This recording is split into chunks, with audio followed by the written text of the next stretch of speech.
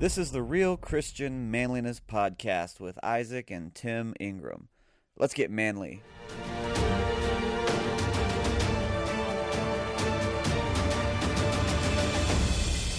All right, everybody. Today we've got Mr. Jon Epley, currently from Greater Vision, formerly with the Ball Brothers. How are you doing today, sir? Hey, man, I'm doing great.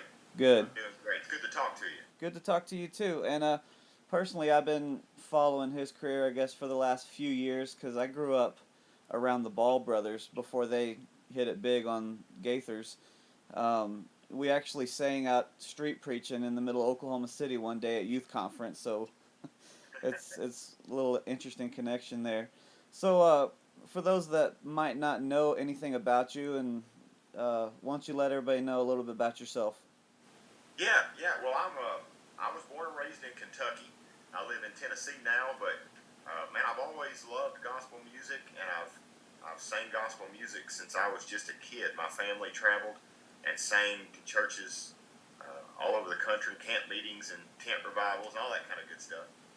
And then 7 or 8 years ago, I came into gospel music, doing it as a full-time living with the group called the Inspirations out of Bryson City, North Carolina. And I sang with them for about 5 years. I did not know that. Yeah. That's cool.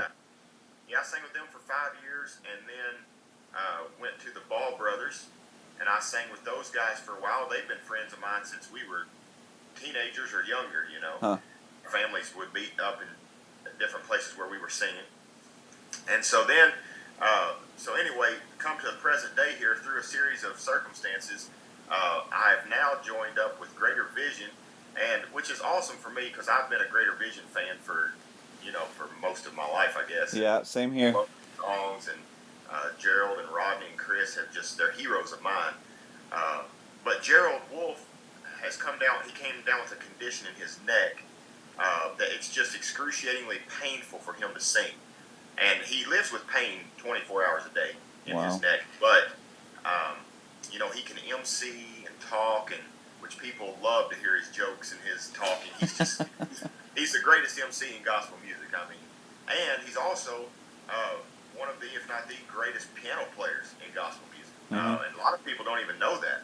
And he's an incredible piano player.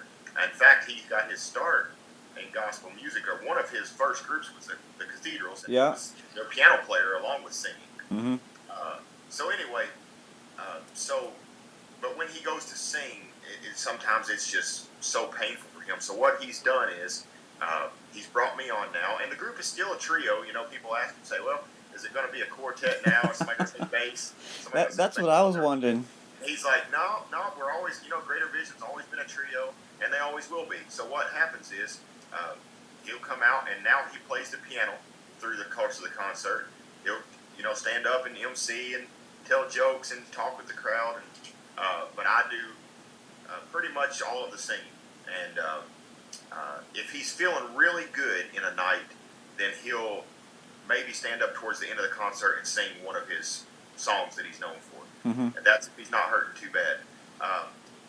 But it's a blessing for me to be able to help them out in that way, and it's just an honor for me to be with those guys now and sing with them. And I look forward to many years to come singing with them. And of course, Rodney Griffin, one of the greatest songwriters in the history of gospel music. Yep. Is incredible. And Chris Allman's a great songwriter. He has some great songs out there. So yeah, that's kind of a backstory on how I ended up where I'm at, and man, I'm really enjoying it. That's pretty exciting, yeah, because I grew up on Southern gospel music.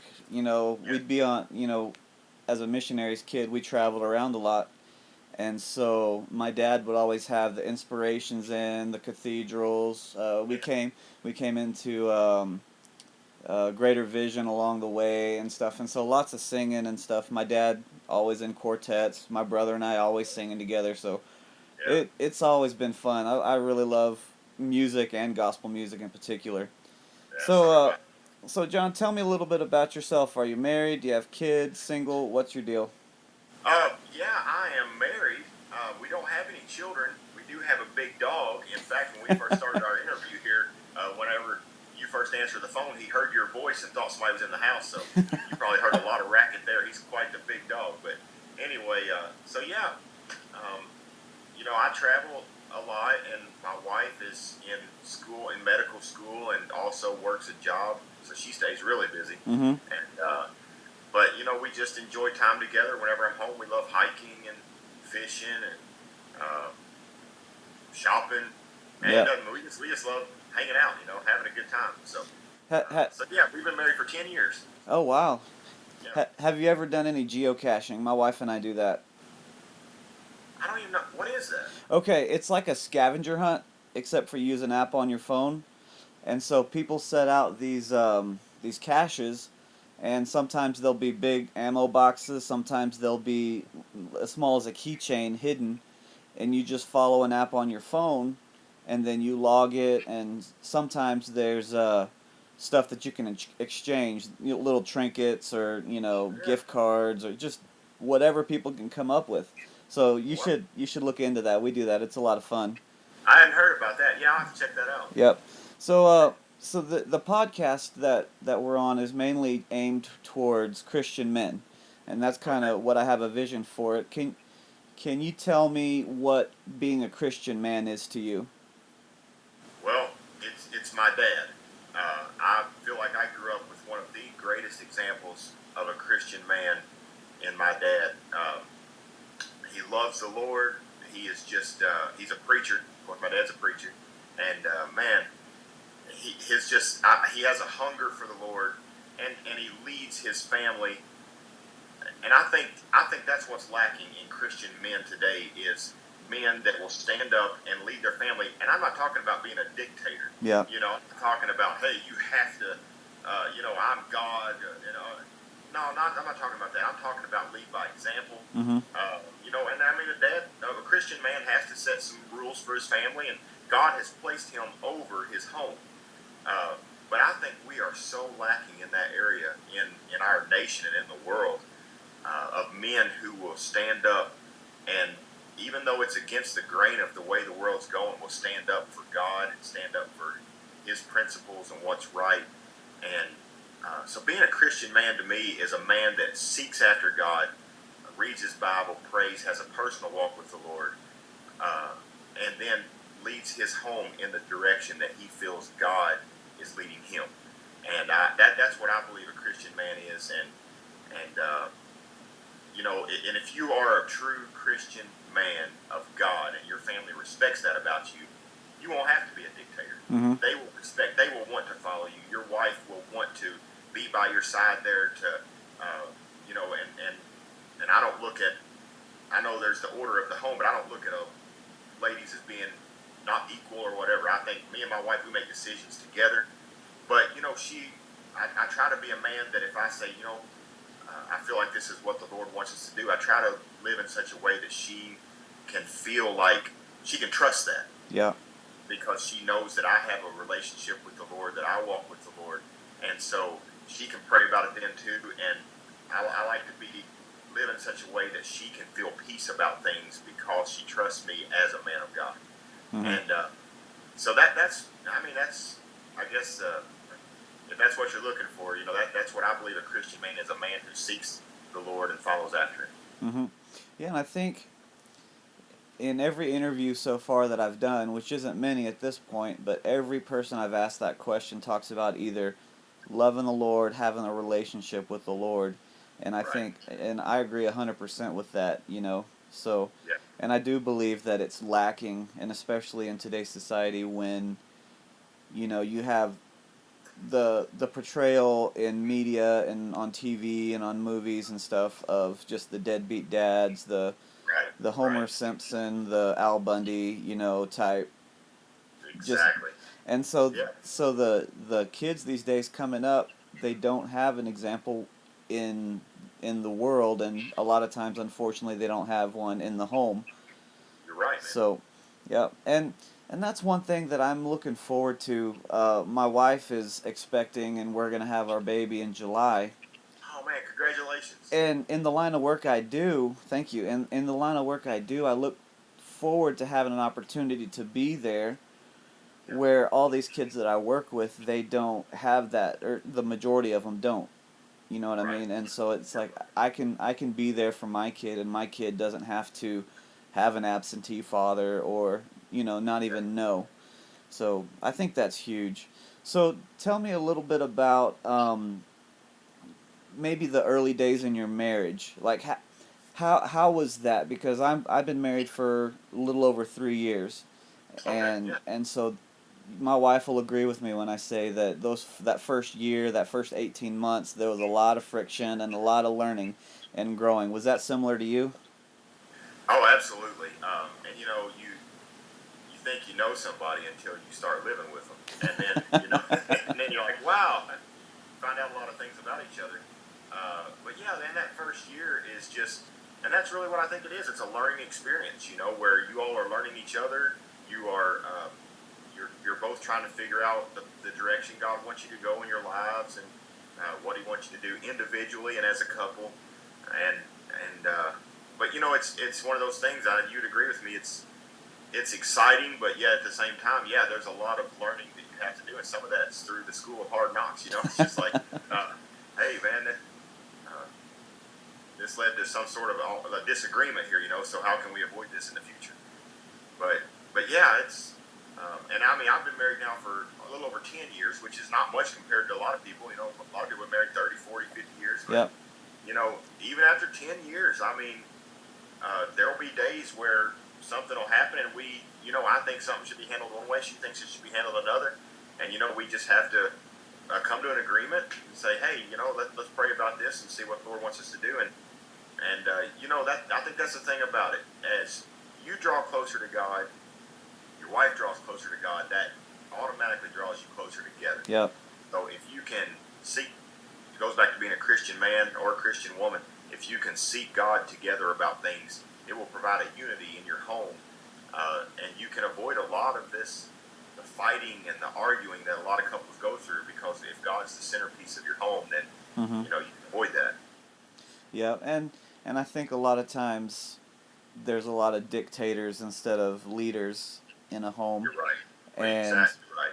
and and as Christians, we like to play lawyers, and we try to Yeah. say, all right, I'm the man, so I have to make all the decisions. And, Right. you know, you're right in that you're the head of the home, but it's not a dictatorship. Whenever you work That's together and you come to compromises and things like that, then it's a lot more peaceful, whenever exactly. it's, Yes. and she's following, and she's not resentful in decisions, you know what I mean? Right. And so And you and, can be and, on the same team. and if you respect her like you want her to respect you, Hmm.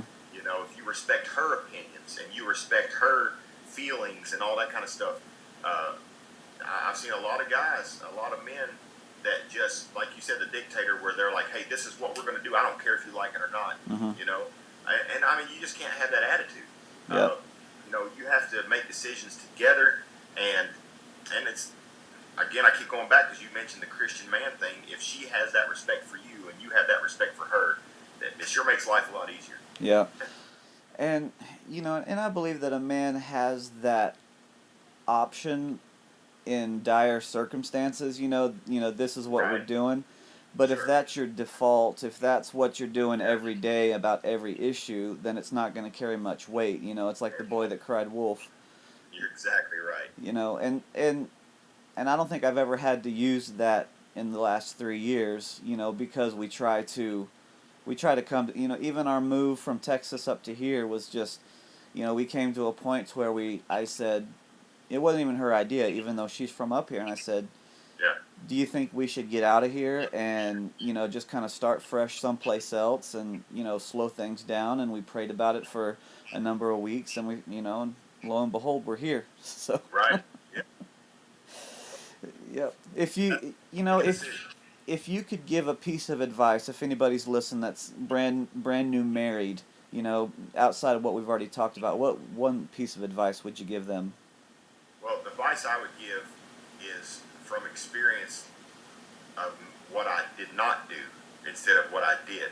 Um, Whenever we first got married, I mean, I wasn't wicked or anything like that, but I didn't seek the Lord every day. To be completely honest with you, I didn't have as close of a relationship with the Lord as I should have. I mean, I still read my Bible and prayed, but it wasn't as faithful as I should. But my dad preaches a message called The Morning. And basically in that message, he talks about how several times in the Bible you see, seek the Lord early, seek the Lord in the morning, and start your day off with personal devotions. And then, you know, at some point in the day, usually the best, in my opinion, the best thing is at nights, pray together with your wife, you know? And I mean, that honestly, it might seem awkward at first, because, you know, especially if you're newly married, and, you know, because that is a very emotional thing to do together. It's a very intimate thing to do together, is to pray together. And a lot of people don't like to get that, what's the word I'm looking for? They don't like to open themselves up that much, you know, especially right off the bat to someone who they're still getting to know. Yeah. But man, if you can pray together at some point every night, or maybe even read a chapter in the Bible together, I think it will unify you. And I think you will be shocked at how much better you get along, and how much easier transitions are in life if you all are doing that together. I think that is probably the most important thing in a marriage, is having that relationship with God separately and together. Yep, I agree 100%. And you touched on something that was very crucial for us. And whenever you pray together, it does open you up and make you a lot more vulnerable, Yes. especially if you're truly praying and not just, you know, saying words just to say words, you know. And we had a reception down in Texas. We got married up here in Montana, then we lived down in Texas for a while. So we had a reception at our church for the people that weren't able to come up to the wedding. And Yeah. we had a little box with little pieces of paper and pens and for the married people to give advice, you Oh, know, yeah. and write something out. And one of her cousins, who actually lives down in Texas, wrote down on there, "Be naked." And so I thought it was just kind of funny, you know, hey, you know, we're married, so we can do those things. Right. And so I texted him and I said it was funny. And he said, "Well, I didn't mean it that way." He said, "I want you to think about being vulnerable with your spouse." And he's exactly right. And Wow. Yeah. whenever you can open yourself up and be emotionally naked, you know, Right. and just be vulnerable, then that forces you to be closer, especially if the other person is vulnerable also, you know. That's great advice. You know, Yeah. and it was funny because I laughed at it, you know, because I'm a guy. I think about those things, and it's just that's not what I'm talking about, man. Right. Be open, open yourself up. Yes. So, I think that's great advice. yep. So let me transition a little bit of the conversation. As a missionary's kid, and I'm sure as a pastor's kid, if your dad was a full time pastor, was he? A full-time associate pastor and school principal. Okay, so Yeah. he was ministry 100% of the time. He wasn't Right. bivocational. Right. You know, one of my struggles as a man comes along the line of work ethic. I don't think I really learned to work until I was in my mid-20s.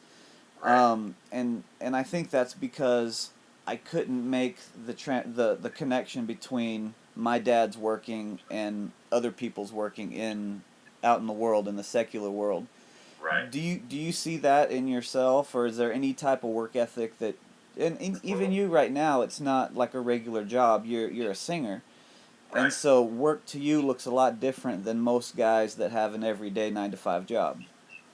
Well, I have, for the last year, I drove for FedEx. Okay, Yeah, and so that's tough. I'd get up at 6 o'clock in the morning and get home about 6 o'clock in the evening, Monday through Friday, and then for 3 months out of the year, Monday through Saturday. And I'd walk over 4 miles a day, drive over 100 or 200 miles a day, Wow. deliver 200, 300 packages. So, man, I'm telling you, and I've worked in factories. I've done factory work in between singing. I've had, done a lot of different things. And the reason I think, I'll say, I don't say this bragging. I say this because you asked, but I've never left a job that they haven't said, anytime you want to come back here, we would love to have you come back. Mm-hmm. And I believe the reason that work ethic is there is because even though my dad was in ministry, my dad was not lazy. I was never up before my dad in my lifetime. I have never got out of bed, and it doesn't matter if it was 6 o'clock in the morning, 5 o'clock when I was at home, teenager, whatever. I've never seen my dad in bed when I got up. Wow. And he would be up. He would spend hours at the school doing work, visiting. He would go visiting on a regular basis for the church. He would go take us to sing in the nursing homes and all that kind of stuff. On top of that, we had about 3 acres that our church owned, and he put me in charge of that acreage. Wow. And I mowed it, I raked it, weed eated it, landscaped it. So, I mean, man, and if there was a work day at the church, we were there, man. We were scrubbing walls. Mm-hmm. So my dad instilled in all of us, me and my brothers and sister, he instilled in us a work ethic to where, like if I'm at a job, you will never see me standing still. If I have a machine go down at the factory, I'm going to go to another station and think, hey, this is an opportunity to learn a new job. Yeah. Or this is an opportunity to go over here and work. I can't just stand still. On the road, we drive. We do 250-mile driving shifts, and there's 4 of us. We take care of the bus. We had a water pump go out a couple of weeks ago, and Rodney and I got out. It was 100 degrees. We got out there, man. We were soaking sweat, but we crawled up under that bus and changed the water pump. Mm-hmm. So, we are always working. Of course, we carry in our own sound equipment, set it all up, tear it down. So, there's a lot of work involved. Singing is about 1.5 to 2 hours of a 24-hour day on the road. Yeah. A lot of people don't think that, but the rest of it is driving and setting up and, maintenance and that kind of stuff. So yeah, man, it's you can be in ministry, and I've seen a lot of guys be in ministry and be lazy. Yeah. And a lot. And I've seen their kids grow up to be the same way. But if any guys that are listening or men that are listening that are in ministry, man, I would encourage you, don't let that be I think I've seen some people that went into ministry just so they didn't have to work. I'm sure you've seen the same Oh, thing. sure. Don't let that be the case with you if you're listening to this. Let your kids see you be a hard worker, even if it's not a secular job. It doesn't have to be. You can work hard at whatever you're doing. Yep. That's for sure. And I'm, just to be clear to everybody who's listening, I'm not throwing my dad under the bus in any way. He worked very hard. Yes, but sure, I'm saying that the fault's on my part, saying I didn't make that connection between, back-breaking work and talking on phones and, driving to churches, you know what I mean? So. Sure, absolutely. Yeah. But, man, that's a great testimony to have for both you and your dad. So, I guess we're going to wind down a little bit, but thank you very much for taking the time and talking. And I really appreciate your testimony. We've got some things in common with ministry and ACE schooling, so that's pretty cool. Yeah, that's neat, man. All the way from kindergarten to graduation. It was a thoroughbred, huh? Is that what you said? Yes, sir.